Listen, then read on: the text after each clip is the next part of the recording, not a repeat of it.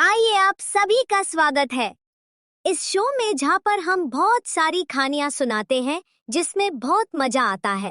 नमस्कार दोस्तों, ये कहानी है नरी के पार वाले एक छोटे से गांव की।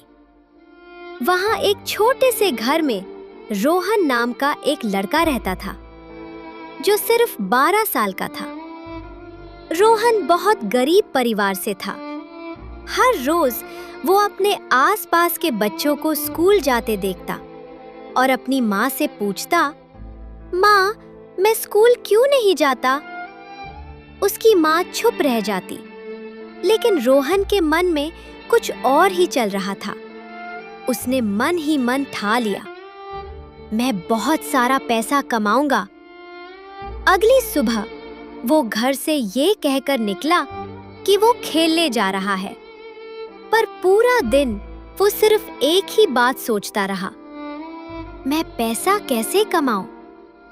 बहुत सोचने के बाद उसे याद आया कि गांव के पिछले हिस्से में एक गुफा है जहां एक साधु रहते हैं।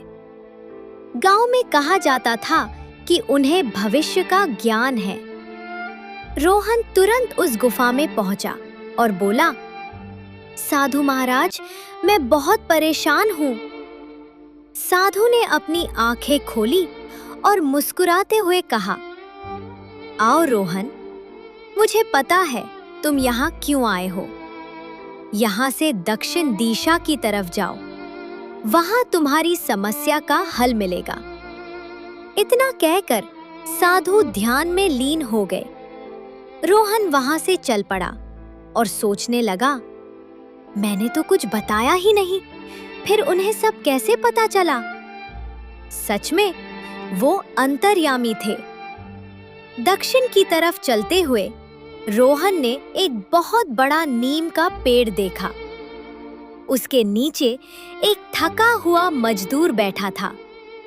मजदूर बोला, हो लड़के, क्या तुम मेरी मदद करोगे? रोहन ने हाँ में सर हिला दिया। वो मजदूर वहां खजाना ढूंढ रहा था।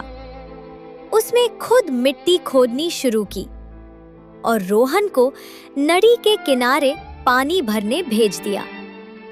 रोहन सोच रहा था, यहाँ मेरी परेशानी का हल कैसे मिलेगा? तभी एक चमत्कार हुआ। उसके सामने बहुत बड़ा सांप आ गया। उसके माथे पर एक चमकदार बॉक्स था।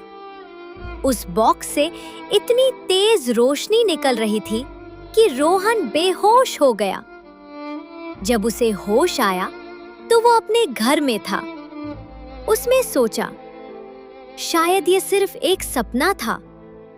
पर जैसे ही उसने खिड़की से बाहर देखा, उसे वही चमकदार बॉक्स दिखा। वो बॉक्स के पास गया और देखा, उसके अंदर बहुत कीमती हीर और जवाहरात थे। रोहन खुशी से नचने लगा और बोला, मम्मी, पापा देखो, अब हम गरीब नहीं रहेंगे। कुछ दिन बाद रोहन साधु को धन्यवाद करने गया, पर जब वो वहां पहुंचा तो वहां ना कोई गुफा थी और ना ही कोई साधु।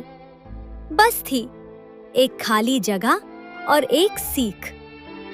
कभी कभी भाग्य हमारे सामने चमत्कार के रूप में आता है, बस पहचानना जरूरी होता है।